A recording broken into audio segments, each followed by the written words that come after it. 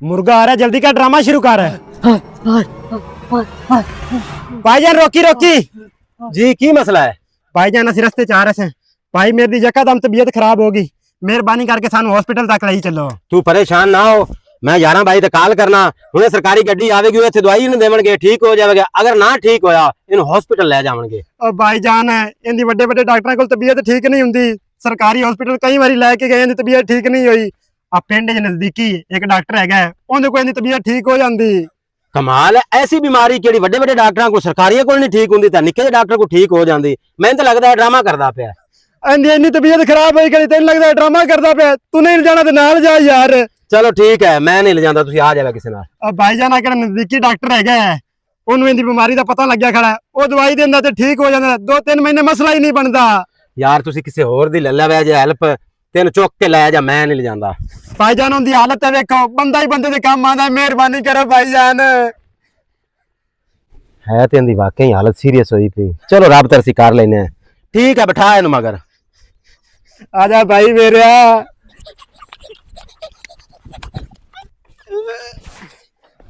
अब भाईजान आधा बैग मैंने दे दियो। बैग मैं तेन नहीं देना, इहदे विच मेरियां जरूरी चीज़ां ने। अच्छा ठीक है, जल्दी चलो।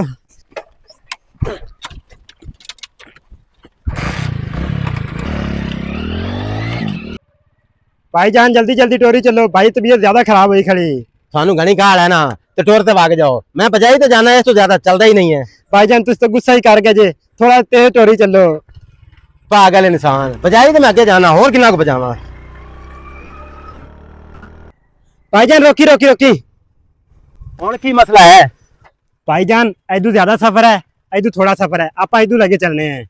भाईजान मैं तो जाना ही पक्की हो पक्की, कच्चे राह ते तुसा जाना है, आप टोर के भाग जाओ, मैं जांदा पिया। भाईजान जिद ना कर, बंदे की जिंदगी का सवाल है। भाईजान इदू थोड़ा सफर है, इदू ज्यादा सफर है, इदू आप बस पहुंचे खड़े हैं। यार बंदे अजीब ने तुसी यार, कमाल हो गई। चलो ठीक है यार, थोड़ा ज्यादा सफर है भाईजान। भाईजान रोकी रोकी रोकी। हुण की मसला बन गया है? भाईजान मरीज नूं टट्टी आ गई।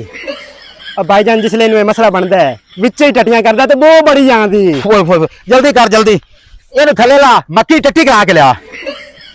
हाँ हाँ हाँ हाँ, जेड़ी शैवी काट के मेरी तली ते रख दे। जान लोड़ी, सारा सामान सानू दे दे। और ड्रामे ड्रूमे ना कर, जल्दी कर, सारा सामान सानू दे। काट दे सारा सामान, हाथ खड़े कर ले। और जल्दी कर यार, अगा साडे पीछे ना आवी।